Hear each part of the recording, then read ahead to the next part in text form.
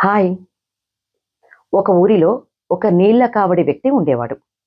అతను రోజు నదికెళ్ళి 2 కుండల నిండా నీళ్లు పట్టి, ఒక కావడికి కట్టుకొని, ఆ నది నుంచి చాలా దూరమైన వాళ్ళ యజమాని ఇంటికి మోస్తూ తీసుకొనెళ్ళేవాడు. 2 కుండల్లో నీళ్లు పట్టేవాడు గదా! 2 కుండలు కావడికి కట్టేవాడు కదా! ఆ 2 కుండల్లో ఒక కుండ చాలా స్ట్రాంగ్‌గా ఉండేది. ఇంకొక కుండలో ఇలా నీళ్లు కారుతూ ఉండేది. అయినా కూడా ఈ 2 కుండల్ని కావడికి కట్టుకొని తీసుకెళ్ళేవాడు. చాలా దూరం వెళ్ళాలి కదా నది నుంచి తను. అయితే అలా కొన్నాళ్ల పాటు తీసుకెళ్ళాడు. అయితే ఈ కుండ చాలా స్ట్రాంగ్‌గా, మంచిగా ఉంది కదా! దీనికి బాగా పొగరెక్కువ.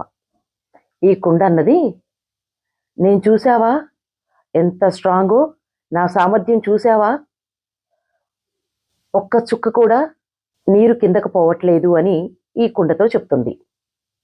పాపం ఈ కుండ మాత్రం చాలా గిల్ట్ ఫీల్ అవుతుంది.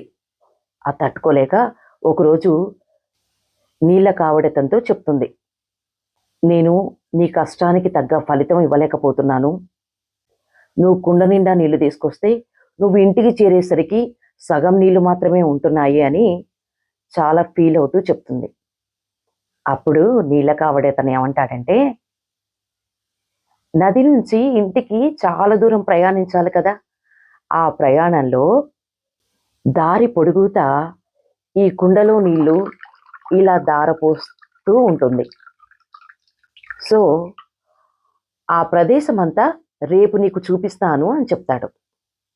నెక్స్ట్ డే మళ్ళీ నదికి బయలుదేరతారు.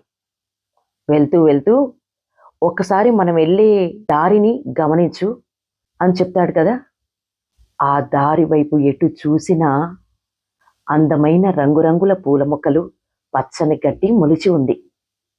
కానీ స్ట్రాంగ్ ఉన్న కుండ వైపు మాత్రం నేలంతా ఎండిపోయి ఉంది.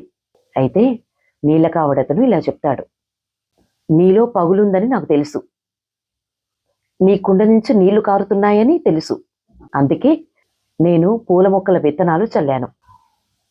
నీ కుండ నుండి కారే నీటితోనే ఆ విత్తనాలన్నీ మొలిచి ఈరోజు అందమైన తోటలాగా మారి, ఇప్పుడు ఆ పూలని నేను దేవుడికి సమర్పిస్తున్నాను" అని చెప్తాడు.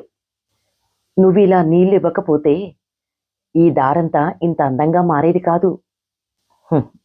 మన జీవితం కూడా అంతే. మన జీవితంలో మనలో ఎన్నో లోపాలుండవచ్చు. కానీ మనం ఇతరుల కంటే తక్కువ అని భావించొద్దు. లోపాలు శాపాలు కావు. మన బలహీనతలే ఒక్కోసారి ఇతరులకు వరాలుగా మారొచ్చు. మనల్ని మనం ఎలా చూసుకుంటున్నాం అనే దానికంటే, మన వల్ల లోకానికి, ఇతరులకి ఏం ప్రయోజనం కలుగుతుంది అనే దాని మీద దృష్టి పెట్టు. ప్రతి వ్యక్తికి, ప్రతి వస్తువుకి ఈ సృష్టిలో ఒక ప్రత్యేకమైన గుర్తింపు ఉంటుంది. కాబట్టి మనల్ని మనం ఎప్పుడూ తక్కువ అంచనా వేసుకోకూడదు. ఈ ప్రపంచంలో ఎవరూ సంపూర్ణులు కాదు. కానీ మనలో ఉన్న ఇంపర్ఫెక్షన్స్‌లో కూడా కొన్ని అందమైన ఫలితాలు దాగి ఉంటాయి. ఈ స్టోరీ మీకు నచ్చిందా?